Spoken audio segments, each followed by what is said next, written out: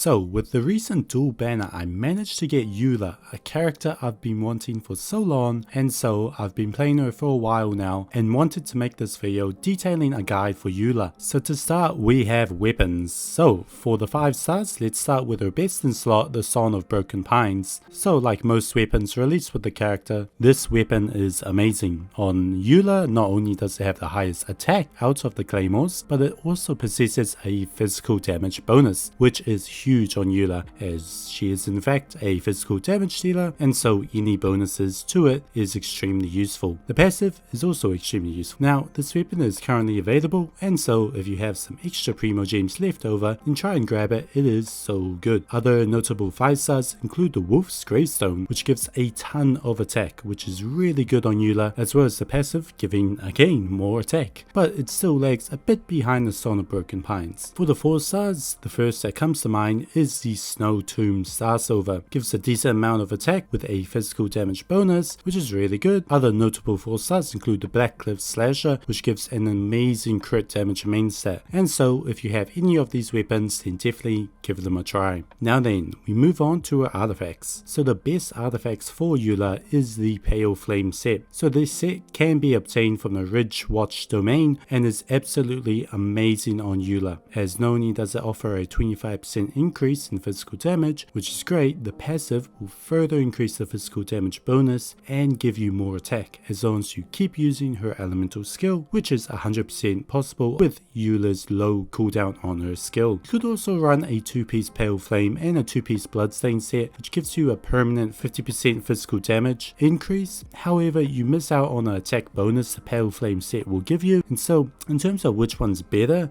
then the damage ceiling of the 4-piece set is better. However, the 2-piece Bloodstain and 2-piece Pale Flame is a lot more consistent, and so it's up to you. If you have better stats on your 2-piece Bloodstain, then it's probably better to run a mix of both. But now moving on to the actual artifacts themselves, the Sand, you're going to be wanting attack percentage, the Goblet's going to be physical damage, and the Circlet is either going to be crit rate, crit damage, aiming for 1:2 ratio. Now in terms of the substats you're going to be focusing on, they are pretty standard as far as main DPS go, which are crit damage, crit rate, attack percentage, and then energy recharge. Moving forward, we have her Constellations. Now she's perfectly capable at C0. Oh my god, does she get better with more Constellations. Notable ones include her C1, which give her a nice increase in physical damage. Her C2 and C3 are also extremely good to go for. Finally, her C6 makes her just so much better, and the amount of extra damage she can provide is crazy. Now if you are near any of these Constellations, then do try and get them if you can, if you have enough primo gems. Now her talents are gonna be simple. Go for her burst to maximize the damage, then her skill, and finally her normal attacks. Now lastly,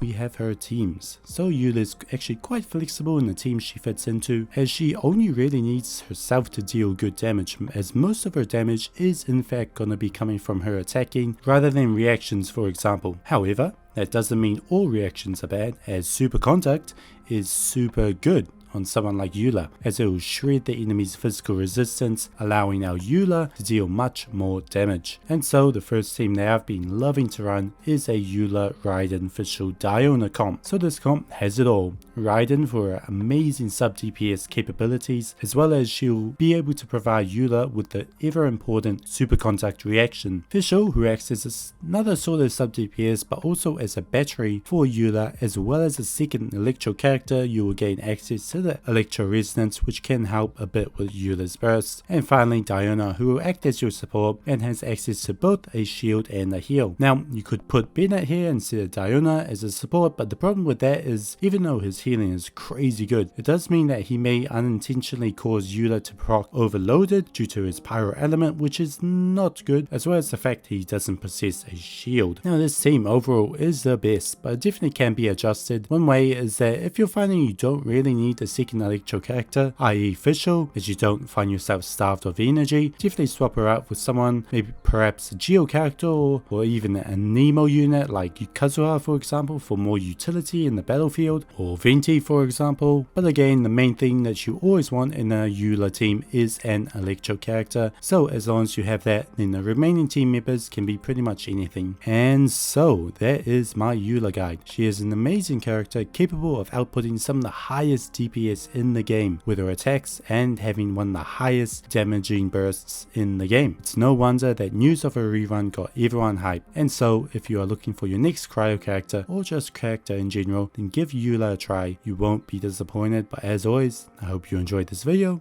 and I'll see you next time.